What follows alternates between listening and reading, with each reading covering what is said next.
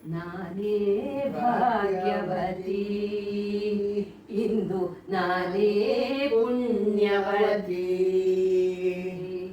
ಗೋವಿಂದನಿಂದ ಆನಂದ ಹೊಂದಿರುವ ನಾನೇ ಭಾಗ್ಯವತಿ ಇಂದು ನಾನೇ ಪುಣ್ಯವತಿ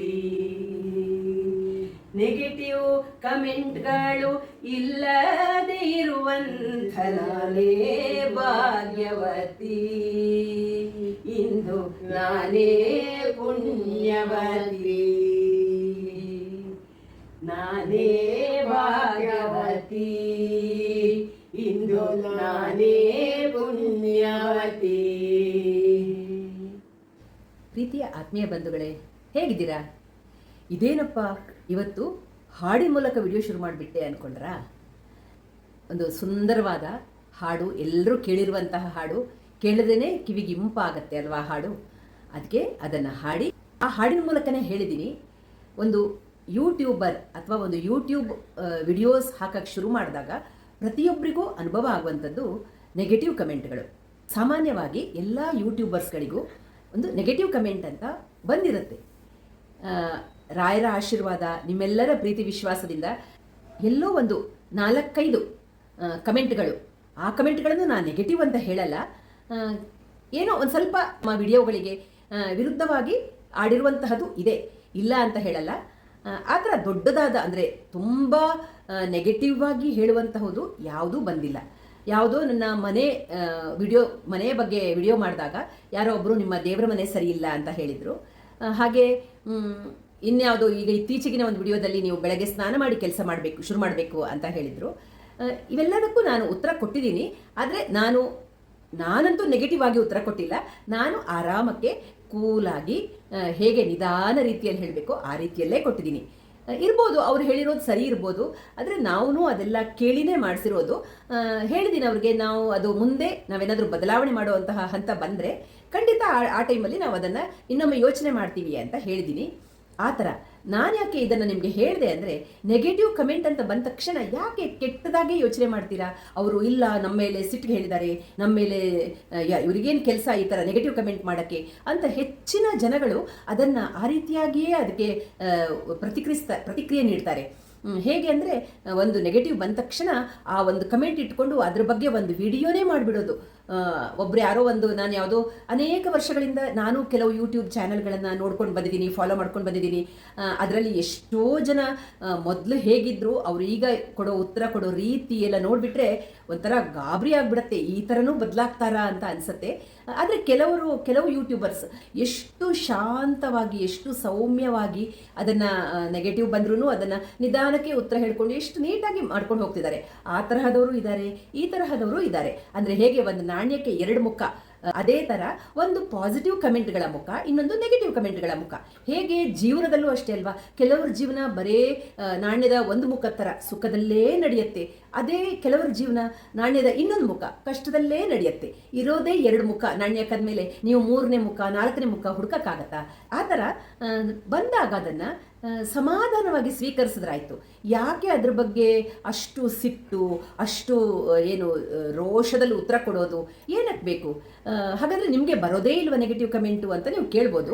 ಆದರೆ ಇತ್ತೀಚೆಗೆ ಯುಗಾದಿ ಟೈಮಲ್ಲಿ ನಾನು ಸುಶಾಂತ್ ಒಂದು ಕ್ಯಾರೆಟ್ ಹಲ್ವಾ ಮಾಡಿರೋ ವಿಡಿಯೋ ಹಾಕಿದೆ. ಅದಕ್ಕೆ ಎಲ್ಲೋ ಒಂದು ಕಮೆಂಟ್ ನೋಡಿದೆ, ನಾನು ವಿಡಿಯೋಗೋಸ್ಕರ ಅವನ ಕೈಯಲ್ಲಿ ಕ್ಯಾರೆಟ್ ಹಲ್ವಾ ಮಾಡಿಸಿ ಹಾಕಿದ್ದೀನಿ ಅಂತ. ಅವರಿಗೆ ಮಾಡೋಕ್ಕೆ ಬೇರೆ ಇಲ್ಲ, ಅದಕ್ಕೆ ಅವನ ಕೈಯಲ್ಲಿ ಕ್ಯಾರೆಟ್ ಹಲ್ವಾ ಮಾಡಿ ವಿಡಿಯೋಗೋಸ್ಕರ ಹಾಕಿದ್ದೀನಿ ಅಂತ ಹಾಕಿದ್ರು. ಇರ್ಬೋದು, ನೀವು ಅಂದ್ಕೊಂಡಿರ್ಬೋದು ಹಾಗೆ, ಅಥವಾ ನಾನು ವಿಡಿಯೋಕ್ಕಾಗೆ ಮಾಡಿರ್ಬೋದು. ಅದರಿಂದ ತೊಂದರೆ ಏನಾಯ್ತು? ಈಗ ಈ ಮಕ್ಕಳ ಹತ್ರ ವಿಡಿಯೋ ಮಾಡಿಸೋದು ಅಷ್ಟು ಆಟ ಅಲ್ಲ. 5 ನಿಮಿಷದ ಕೆಲಸಕ್ಕೆ 5 ಗಂಟೆ ಬೇಕಾಗತ್ತೆ. ಹಾಗಿರುವಾಗ ನಾನು 5 ಗಂಟೆಗಳ ಕಾಲ ಕಷ್ಟಪಟ್ಟು ಅವನ ಹತ್ರ ವಿಡಿಯೋ ಮಾಡಿಸಿ ಅವನನ್ನು ಎಂಗೇಜ್ ಆಗಿಟ್ಟಿದ್ದೀನಲ್ವ, ಅದು ಮುಖ್ಯ ಆಗತ್ತೆ. ಇದರಲ್ಲಿ ನಮ್ಮ ಮಕ್ಕಳನ್ನು ಎಂಗೇಜ್ ಆಗಿಡೋದು ತುಂಬ ಇಂಪಾರ್ಟೆಂಟ್. ನೀವು ಯಾವ ರೀತಿಯಲ್ಲೇ ಇಡಿ, ಎಂಗೇಜ್ ಆಗಿಡೋಕ್ಕೆ ನೀವು ಅವ್ರ ಹತ್ರ ಕುತ್ಕೊಂಡು ದಿನ ಒಂದೇ ಕೆಲಸ ಮಾಡಿ ಓದಿಸ್ತಾನೆ ಕುತ್ಕೊಂಡಿರಬೇಕು ಅಥವಾ ಬರೆಸ್ತಾನೆ ಕುತ್ಕೊಂಡಿರಬೇಕು, ಈ ಥರದ ಯಾವ ಚೌಕಟ್ಟು ಇಲ್ಲ. ಸಮಯವನ್ನು ಕಳೆಯೋದಕ್ಕೆ ಅವ್ರ ಹತ್ರ ಹೊಸ ಹೊಸ ಒಂದು ಸ್ಕಿಲ್ಸನ್ನು ಡೆವಲಪ್ ಮಾಡೋಕ್ಕೆ ನಮ್ಮ ಕೈಯಲ್ಲಿ ಯಾವ ಪ್ರಯತ್ನ ಬೇಕಾದರೂ ನಾವು ಮಾಡ್ಬೋದು.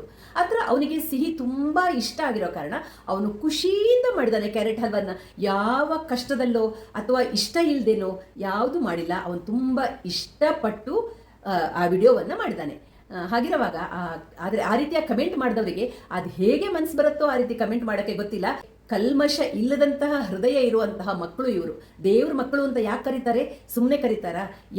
ಅವರಿಗೆ ಯಾರ ಮೇಲೆ ಹಗೆ ತೀರಿಸ್ಬೇಕು, ಯಾರ ಮೇಲೆ ಸಿಟ್ಟು ಮಾಡಬೇಕು ಅಂತ ಸಾಮಾನ್ಯ ಮನುಷ್ಯ ಅಂತೀವಿ ನಾವು, ಅಂಥವ್ರಿಗೆ ಈ ಥರದ್ದಿರುತ್ತೆ. ಬಿಟ್ಟರೆ ನಮ್ಮ ದೇವರ ಮಕ್ಕಳಿಗೆ ಖಂಡಿತವಾಗಿಯೂ ಆ ಥರದ್ದು ಏನೂ ಇರಲ್ಲ. ಅವರು ಯಾವತ್ತಿದ್ರೂ ಅವ್ರ ಹೃದಯ ತುಂಬ ಪ್ಯೂರ್ ಆಗಿರುತ್ತೆ. ಸತ್ಯ ಹರಿಶ್ಚಂದ್ರನ್ ಥರ ಅವರು ಸತ್ಯವನ್ನೇ ಹೇಳ್ತಾರೆ. ತಪ್ಪು ಮಾಡಿದ್ರು ಅದನ್ನು ಅವರೇ ಹೇಳ್ತಾರೆ. ಆ ಥರದ ಮನುಷ್ಯ ಅದು ಗುಣ ಈ ಮಕ್ಕಳಲ್ಲಿರುತ್ತೆ.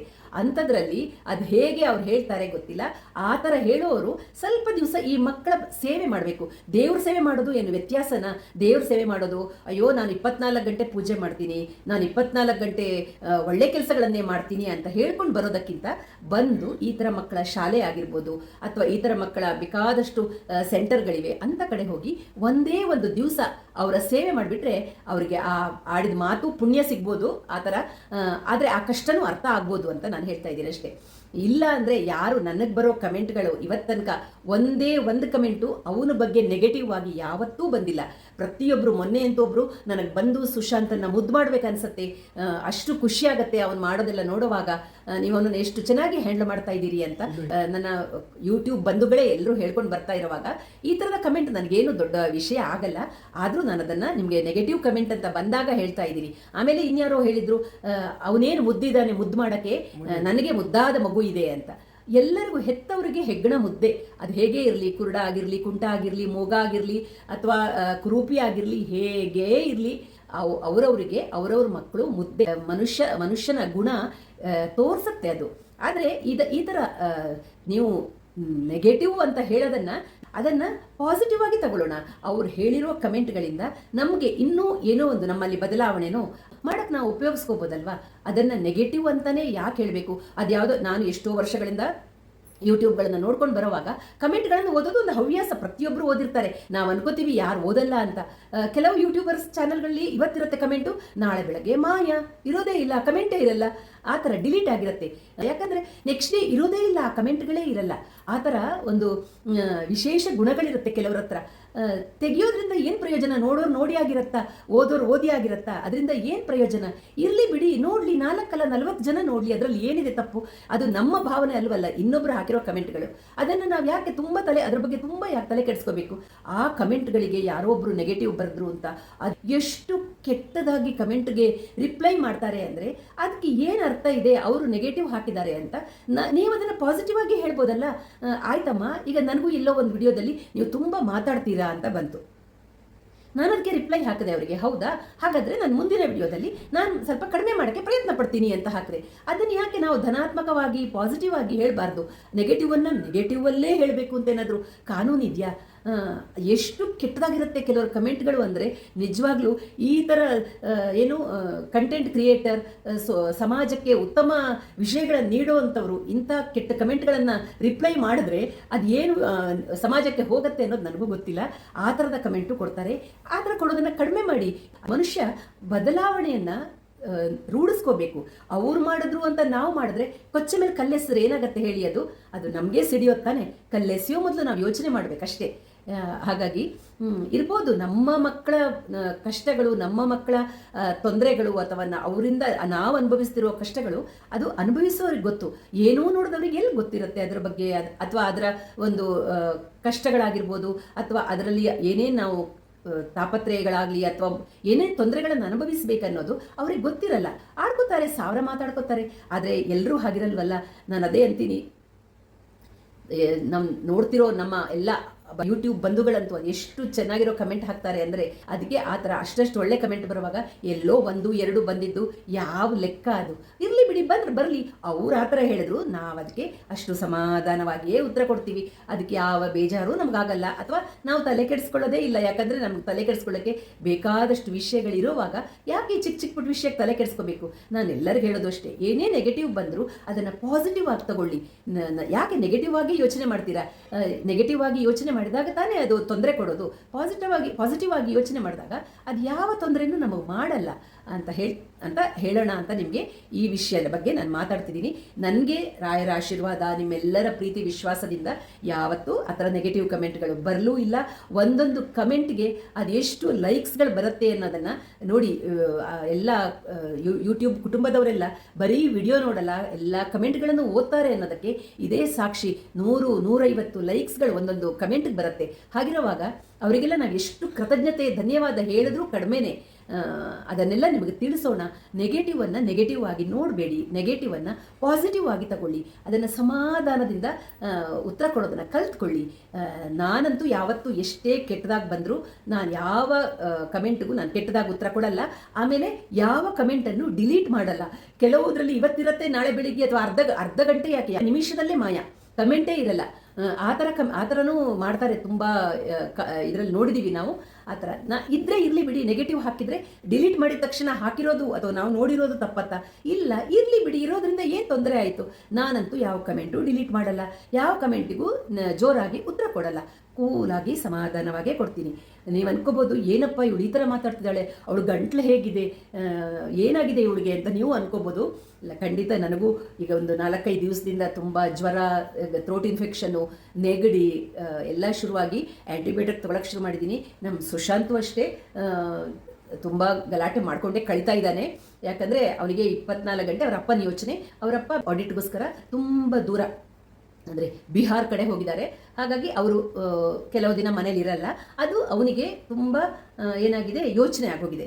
ಇಡೀ ದಿವಸ ಅಪ್ಪ ಎಲ್ಲಿ ನನ್ನ ಹತ್ರ 24/7 ನಾನು ಉತ್ತರ ಕೊಡ್ತಾ ಇರಬೇಕು. ಅವನ ಮನಸ್ಸಿನ ಒಂದು ಗೊಂದಲನ್ನ ನಾನು ನೀಗಿಸ್ತಾ ಇರಬೇಕು. ನನ್ನ ಬೆನ್ನ ಹಿಂದೆ ಇರ್ತಾನೆ, ನನ್ನನ್ನು ಬಿಡೋದೇ ಇಲ್ಲ. ಒಳ್ಳೆ ಫೆವಿಕಾಲ್ ಬಾಂಡ್ ಆಗ್ಬಿಟ್ಟಿದ್ದಾನೆ ನನಗೆ, ಅಲ್ಲೇ ನಮಗ. ಹಾಗಾಗಿ ಅದಕ್ಕೆ ನನಗೂ ಗಂಟ್ಲು ವಾಯ್ಸು ಇಲ್ಲ, ಏನೂ ಇಲ್ಲ. ಆದರೂ ಒಂದು ಹೇಳೋಣ, ಈ ಥರದ ಒಂದು ನೆಗೆಟಿವನ್ನು ನೆಗೆಟಿವ್ ಆಗಿ ತಗೋಬೇಡಿ, ನೆಗೆಟಿವನ್ನು ಪಾಸಿಟಿವ್ ಆಗಿ ತಗೊಳ್ಳಿ, ಪಾಸಿಟಿವ್ ಆಗಿ ತಗೊಂಡು ಮುಂದುವರಿರಿ ಅಂತ ಹೇಳ್ತಾ ಸಿಗೋಣ ಮುಂದಿನ ವಿಡಿಯೋದಲ್ಲಿ. ಅಲ್ಲಿ ತನಕ ರಾಯರು ನಮ್ಮನ್ನು ನಿಮ್ಮೆಲ್ಲರನ್ನ ಚೆನ್ನಾಗಿಟ್ಟಿರಲಿ ಅಂತ ಪ್ರಾರ್ಥಿಸ್ತಾ ಸಿಗೋಣ. ಧನ್ಯವಾದಗಳು. ನಮಸ್ಕಾರ.